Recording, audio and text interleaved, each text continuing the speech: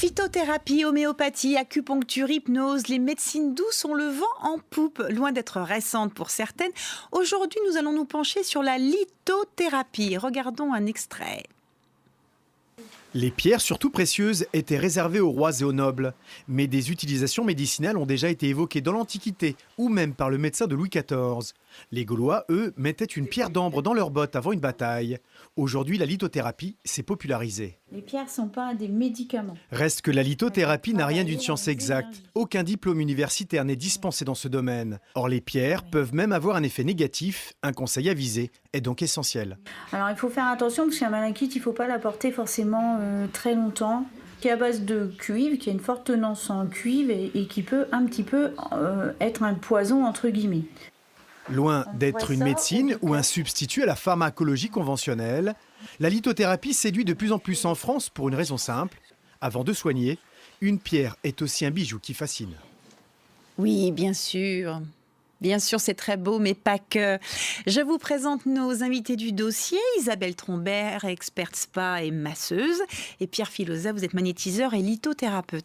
Pierre, justement, quand on parle de ces pierres, évidemment, c'est très très joli, mais ça a quand même de grandes vertus thérapeutiques.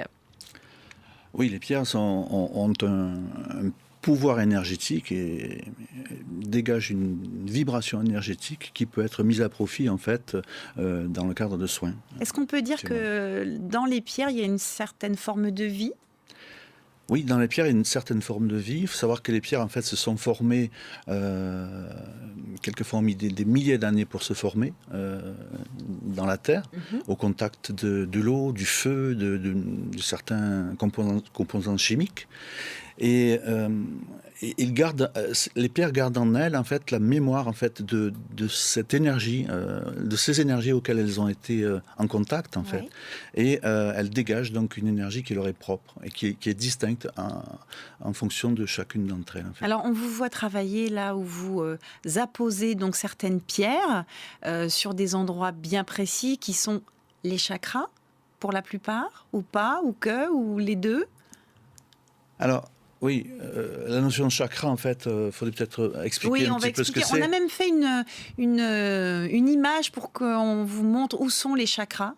C'est roux, hein, c'est comme ça qu'on... Voilà, les chakras, ce sont en fait des portes d'entrée. Ouais. On peut les imaginer comme des vortex, des sortes de tourbillons qui permettent aux énergies qui nous environnent en fait, d'entrer en nous et de nous alimenter. Parce qu'on n'est pas alimenté uniquement avec de la nourriture ou avec de l'eau, mais on est alimenté avec ces énergies qui nous entourent, qui proviennent du cosmos, mais aussi du sol. Voilà, ce sont les énergies telluriques. Et donc, ces chakras ont la particularité en fait de se contracter à l'occasion, par exemple, de maladies, de chocs, d'accidents, de stress. Voilà. Donc, ces chakras se contractent, se referment. Pas complètement, mais se referment un peu. Ce ne sont pas des portes closes. Et l'effet de cette contraction au niveau des chakras, c'est qu'on est moins bien alimenté en énergie. Et de ce fait, on va développer des symptômes de mal-être qui vont être divers.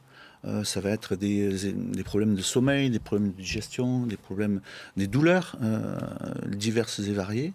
Et donc la lithothérapie, c'est un des outils que j'utilise justement pour remettre en circulation ces chakras, mais pas que.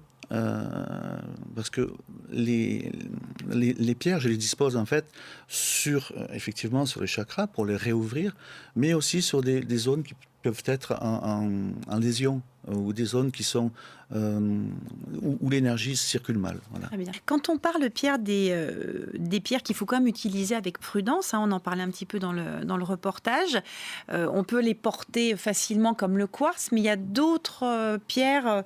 Là, j'ai pas. Alors celle-ci par exemple que vous utilisiez, quelle est-elle ? Alors voilà, cette pierre c'est une vanadinite. C'est une pierre qui est vraiment très particulière, et très puissante en fait, pour remettre en circulation.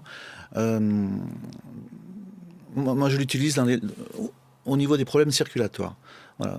Dans les images qui ont été tournées, je crois avoir vu justement que celle-ci a été prise il y a eu une prise de vue sur cette pierre. Et je l'ai utilisée justement auprès d'une personne qui avait des problèmes de circulation du sang au niveau des doigts. C'est une personne qui a une maladie de Raynaud, et donc qui, à l'approche du froid, en fait, il y a une micro-circulation qui se fait très très mal. Et cette pierre a cette particularité d'exciter la main et de remettre en circulation les petits canaux qui sont... Prenez ma main, regardez. Peut-être qu'il faudrait que je vienne vous voir. Je pense, oui. Je pense. Alors cette pierre, vous parliez de prudence, effectivement, la vanadinite, je reviens sur la vanadinite, cette pierre en fait contient du plomb. Donc, oui, donc il faut avoir une certaine prudence. Donc le conseil, c'est après bien sûr de se laver les mains lorsqu'on a utilisé cette pierre. Pierre, on me demande quelle est la pierre que vous portez autour du cou. Alors cette pierre, c'est une chrysocole. Oui. C'est vrai que de loin, elle fait penser à une malachite, mais c'est une chrysocole. Donc, c'est une pierre, en fait, qui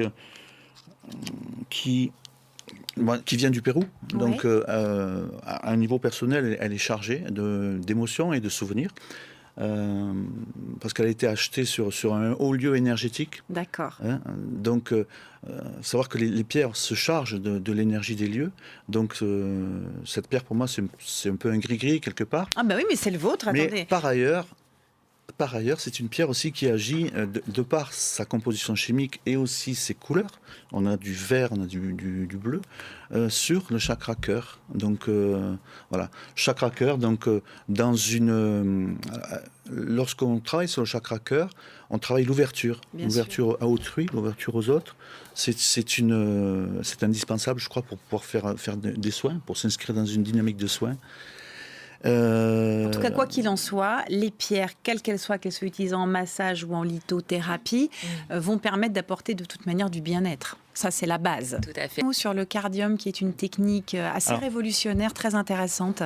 Oui, alors le cardium, c'est un appareil dont je me suis doté récemment et qui est issu de technologies russes, qui est fabriqué et commercialisé par Biorésonance et Santé. Voilà, et c'est un appareil en fait qui permet de poser un diagnostic à un instant T de votre taux énergétique, du taux énergétique de la personne. Ça permet de vraiment voir comment la jauge est remplie. C'est ça. Alors, ça permet cette évaluation, cette photographie instantanée de votre taux énergétique sur le moment, en fait. Et sur le plan global, mais aussi sur chacun des chakras.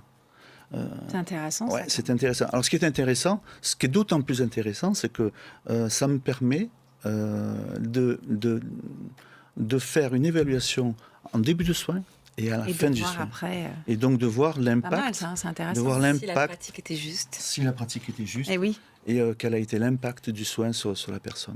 Alors c'est remarquable. Juste un dernier petit mot, parce que je sens que vous êtes... Eh bien oui, c'est-à-dire qu'on me parle dans l'oreille, on me dit que... Ce qui est remarquable, c'est que cet appareil calcule aussi... Vous sentez bien les choses. Oui, cet appareil calcule aussi l'âge biologique. Et donc on a un comparatif entre votre âge réel, l'âge réel de la personne, et son âge biologique. Et il y a des personnes qui viennent en soins et qui sont très fatiguées, très stressées, qui sont très, très mal, et qui ont, par exemple, 45 ans, mais leur âge biologique va être de 50 ans. À la fin du soin, ça va être souvent le contraire. C'est incroyable. Donc vous repartez du soin rajeuni, mais le cardium, lui, permet justement... Le cardium, lui, permet de visualiser ça.